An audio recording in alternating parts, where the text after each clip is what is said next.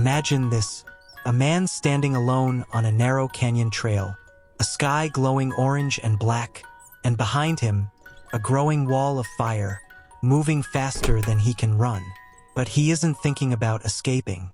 He's thinking about one thing, his dog, Max, who is trapped somewhere inside that burning canyon. This is the true story of a man's courage, a dog's loyalty, and a night when the Malibu Canyon Firestorm turned a peaceful hike into a fight for survival. Today, we're telling the story of Evan Carter, a 34-year-old photographer, and his 4-year-old golden retriever, Max. What was supposed to be a calm sunset walk became a life-or-death struggle when shifting winds created one of the fastest-moving wildfire surges in recent Malibu history. This story is not about fear. It's about courage, quick thinking, and the unbreakable bond between humans and their animals. It was late afternoon, warm, quiet, with a gentle wind coming through Malibu Canyon. Evan clipped Max's leash, grabbed his camera, and headed up a trail they'd walked hundreds of times. He noticed a light smell of smoke in the distance, but Malibu residents know that smoke can come from fires miles away. Nothing seemed unusual. The sky was clear. The air was calm.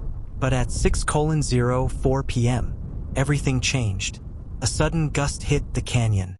Strong, dry, powerful enough to bend the shrubs sideways. Max froze. His ears perked up. And then they heard it. A low, rumbling roar, like a jet engine, echoing through the canyon walls. Wildfire veterans call this sound the beast breathing. Evan looked back down the trail, and his stomach dropped.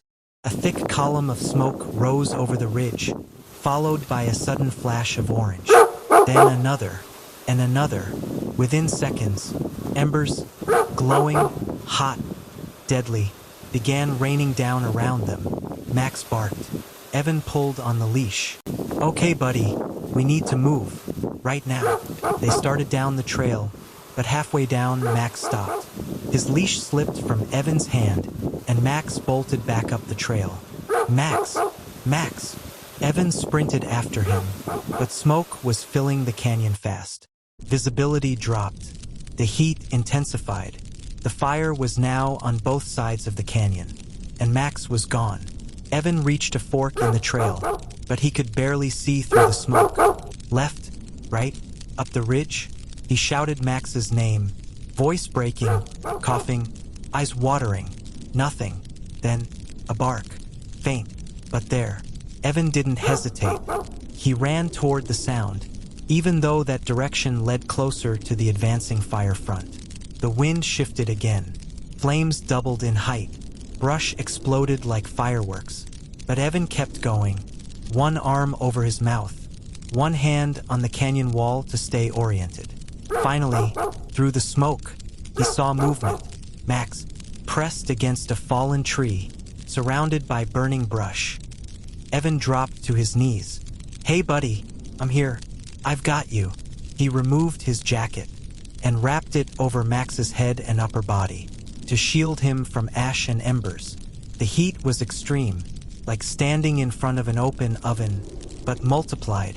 Wildfires can reach temperatures over 1,400 degrees Fahrenheit. Even 20 feet away, the air can burn your lungs. Evan knew they had seconds before the flames closed the path completely. He lifted Max, 45 pounds of fear and adrenaline, and began moving down the narrow trail. Behind them, trees cracked open like fireworks. Overhead, embers swirled in a tornado pattern, and in front, the entire canyon glowed bright orange. But the wind shifted again, just enough to open a small path of breathable air. It was their chance. Evan held Max tight and moved as fast as he could, down the trail toward the road. Both sides of the canyon were on fire now, a true firestorm, where flames create their own weather. The roar was deafening. The ground was hot. The air felt sharp. Halfway down, Evan stumbled. Max slipped from his arms. For a moment, panic hit him like a wave. "Max, stay with me." Max limped toward him and pressed his head against Evan's knee. That was all the motivation Evan needed. He stood, scooped Max up again, and pushed forward. Finally, after what felt like an hour, they reached the bottom of the trail. A sheriff's emergency vehicle was arriving. Evan waved both arms.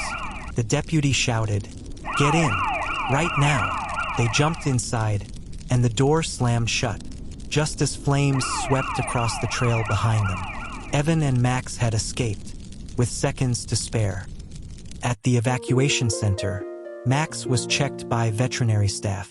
Minor burns, smoke irritation, shaken, but okay. Evan sat beside him, head in his hands, relieved and exhausted.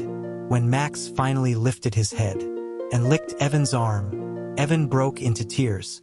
They had made it, together. Here are the key lessons Evan and Max's story teaches us. If you smell smoke, check alerts immediately. Always keep pets on a secure leash in fire-prone areas. Never run uphill during a wildfire heat rises. A move toward cleared areas, roads, or open terrain. Cover your mouth and stay low when air quality collapses. If trapped, find rock walls, ridges, or burned-over areas. Awareness saves lives, for humans and for the animals we love. Thank you for watching this real survival story. Stories like this remind us that courage comes in many forms, and sometimes it has 4 legs. If you'd like to hear another powerful wildfire escape, watch our next video.